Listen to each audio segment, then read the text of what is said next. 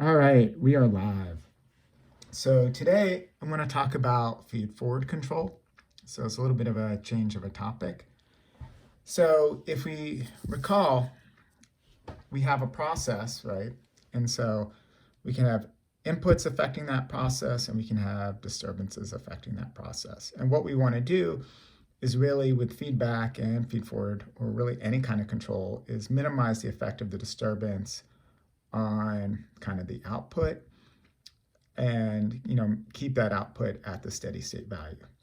So in feedback control, we measure the output, it goes back into our feedback controller, so F of B for feedback, and then we adjust the input based on the output measurement. So we're looking at kind of the consequences of any kind of action on the process. In feed forward, rather than measuring the output, we actually measure the disturbance to the process and then make corrective action. And so feed forward tends to be a little bit faster because by directly measuring the disturbance, we can make a counteracting move that attenuates the effect on the disturbance before it actually hits the output. Whereas feedback, we actually have to wait for the disturbance to hit the output and then make corrective action based on that. And so when feed forward, when you can design it, it can actually work phenomenally well. It's just that it's a little bit more difficult to design an ideal feed forward controller, whereas feedback, it's not that much effort to design a feedback controller. You can put a PI controller on it.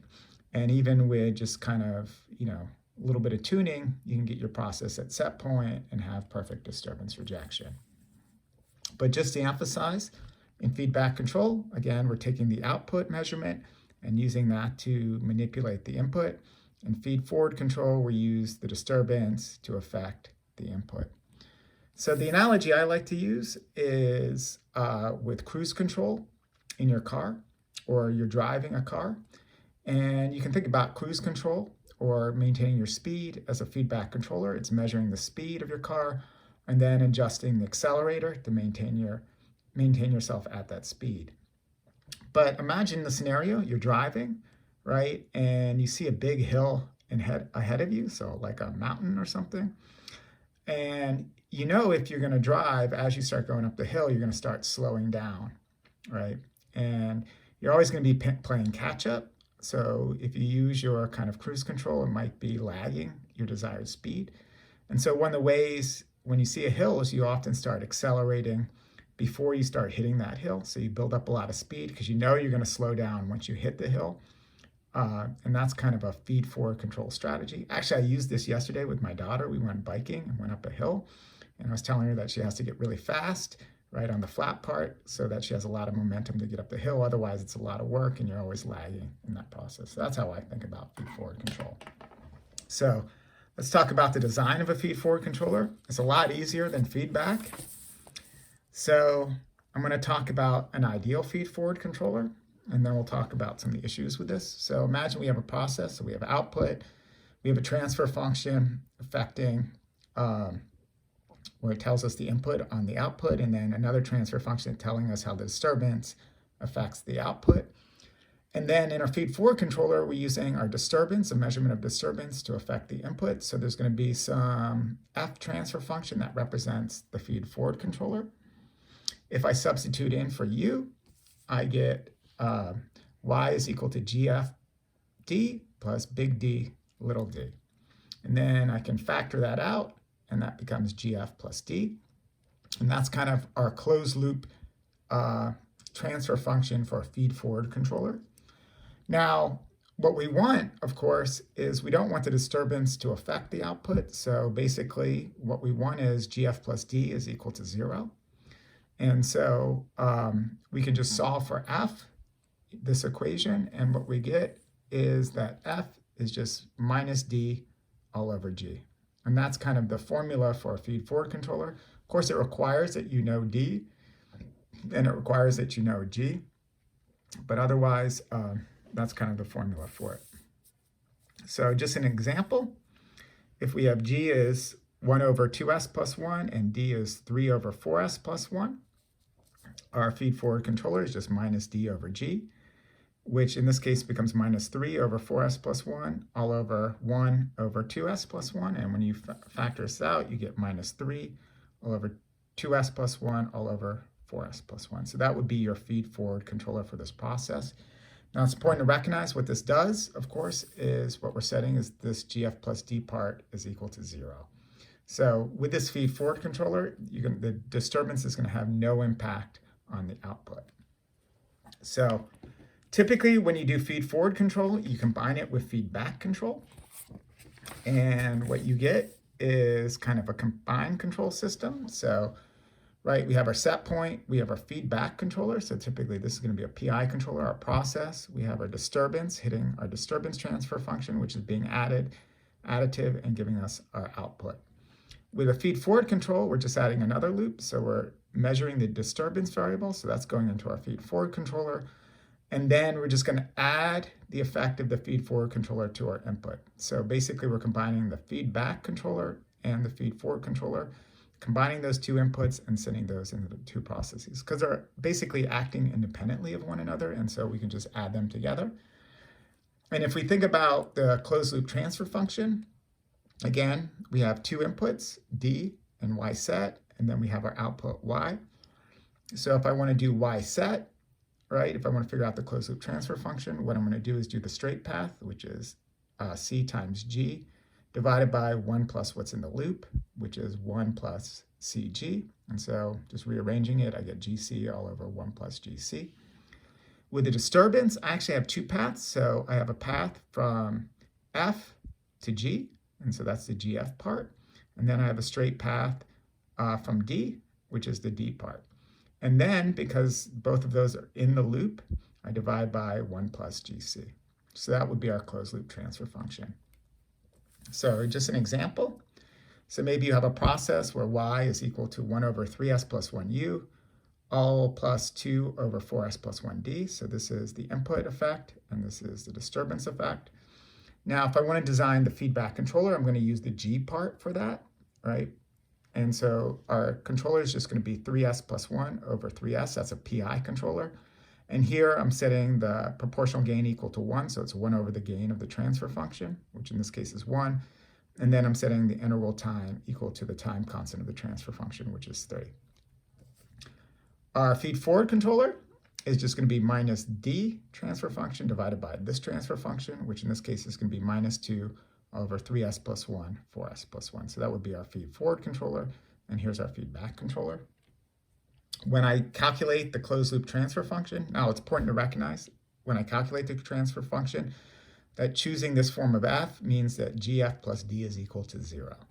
And if you look at this part, again, we have this gf plus d part, that's going to be equal to 0. And so basically we're going to eliminate out this contribution of D affecting the output. And so when I put this together, I get the set point response. And so this controller tuning is basically choosing a gain of 1 and a time constant of 3. So we've done this already. So this is Y set affecting on Y. But now our disturbance, we basically just have a big 0 here for the closed loop transfer function describing disturbance on the output because we're using an ideal feed-forward controller. And so this is an example of perfect disturbance rejection because our disturbance has no effect on the output. Now there's some issues with feed-forward control. So one of the issues is feed-forward control is not always possible. So imagine I have these two transfer functions. So I have a second order transfer function for G and a first order transfer function for D. When I calculate the feed-forward controller, I get this following transfer function. But what you'll notice is that the order of the numerator is greater than the order of the denominator. And so this is not proper, so it's not a proper transfer function. And in general, this kind of transfer function is physically impossible to implement because you basically need future information when you have the order in the numerator bigger than the order in the denominator. So this is, you can't actually build an electronic circuit that'll give you this response. Another example is if we have time delays. Right, so if G has a time delay of 2 and our disturbance has a time delay of 1, when I kind of work this all out, I get F is equal to minus S plus 1 all over 2S plus 1 with e to the positive S. And what this means is that we require future knowledge and that because basically we have to look forward in the future. So To calculate the input at time t, we have to know the disturbance at time t plus 1. So this is also impossible. I should emphasize another limitation of feed-forward control is that we require really good models. So in general, to get disturbance perfect feed-forward control, you actually have to have a really high-quality model of both the disturbance and the process. While it's easy to get good models of the process, getting the ones of the disturbance are a little bit harder because often disturbance represents all the things we don't know. So if we think back to that example when I did in class about temperature control in the lecture room, it's easy to figure out how like the heater will affect the temperature in the room, right? So that's kind of the transfer function G. But what's harder is understanding disturbances, like how is the outside temperature affecting the temperature inside the room, or how many people are there, or what's the temperature of the neighboring rooms. That kind of information is often difficult to obtain. So to get around kind of these problems with constraints, with these kind of improper transfer functions, so we have this transfer function and this transfer function, both of these are physically impossible to realize. Typically what you do in feed-forward is you just use a steady state feed-forward controller. And so what do I mean by a steady state feed-forward controller? Here we're going to just design the steady state, so f of ss for the steady state, and rather than using the dynamics in D and G, we're just going to use the gains for these two transfer functions. So that's what the 0 means. So this is, again, s is equal to 0 for both these transfer functions. So what is nice is it's always possible. We don't have to worry about dynamics and time delays. And basically, we're just getting a static gain for the feed-forward controller. So this is a little bit easier to implement. And so an example, so if I had G is 1 over 2s plus 1 over 3s plus 1, and D is 2 over 4s plus 1, our gain is just going to be minus the gain of the disturbance, which in this case is 2. And then our other one is going to be the gain of our transfer function G, which is 1. So we're going to get minus 2 for that static gain for the feed-forward controller. So just an example, imagine, again, we have a transfer function. Y is equal to 4 over 3s plus 1u plus 6 over 5s plus 1d, right? And we want to design a feedback and a steady state feed-forward controller for this system. So our controller, or PI controller, is just going to be 1/4, 3s plus 1 over 3s. And here we're using that the gain is 1/4, so 1 over the gain of the transfer function. And our integral time is equal to 3, which is the same as the time constant for the transfer function. Our steady state feed-forward controller, so the static feed-forward controller, is just going to be minus the gain of the disturbance, which is 6, divided by the gain of the transfer function G, which is 4, which is just equal to minus 3/2. Actually, for the calculation, it's probably easier to keep it as minus 6/4.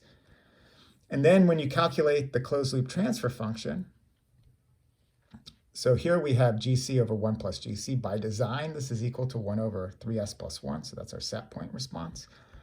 And then we have our closed loop part for the disturbance part. So we have the GF, which is minus 6 over 3s plus 1, right? So we're just taking the G and multiplying it by 6/4, which gives us minus 6. Our D part is plus 6 over 5s plus 1. So you notice that these gains are the same, except they just have different signs. And that's kind of the role of the static feed-forward controller, because it basically eliminates out the contribution of this D.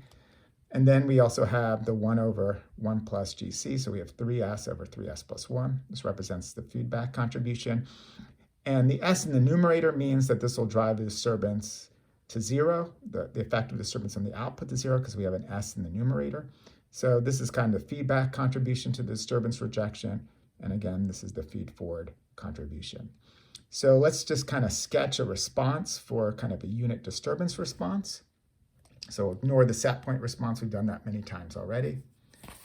And so here we're looking at our disturbance response. And so here's a unit disturbance response, 1 over s.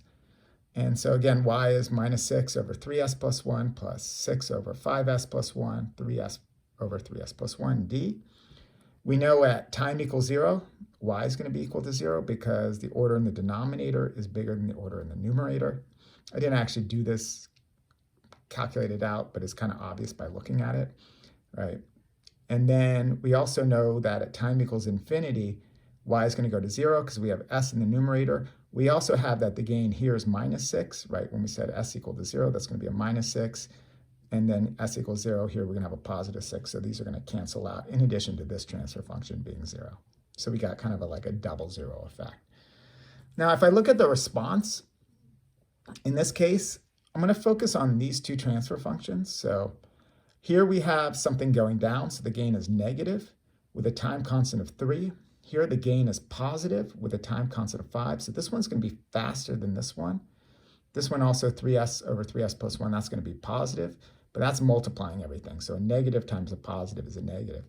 And so our disturbance response is actually going to go down and then come back up because the negative is faster than the positive. And here we're just comparing time constants here. And that would be the response. To kind of give an estimate of where this response will be, I actually don't know exactly where it's going to be, but we can think about the contribution of the time constant. So here we have a time constant of 3. Here we have a time constant of 3. So maybe it's around 6. But it also could be 5 plus 3. So it could also be 8. So maybe 6 to 8 would be a reasonable number for this value here. But again, that's a contribution of the disturbance rejection. So basically what's happening, why it's going negative, is that the feed-forward controller is seeing this disturbance that normally has a positive effect on the output. And so what it's doing is taking an initial action where it's driving the input negative, so it's driving it down to kind of counteract the effect of the disturbance. So this is kind of like speeding up before you hit the hill. And so that's why we're kind of getting an opposite response before we kind of come back. And that's why it's going down. So hopefully that's clear. Whoop. Technical difficulty. Knocked over the camera. Well, as always, if you have questions, please post them in the comment section, and stay safe, guys. Oh yeah, one thing, I'll also post the notes for feed-forward control. I previously posted the notes for kind of frequency analysis. All right, stay safe. Bye.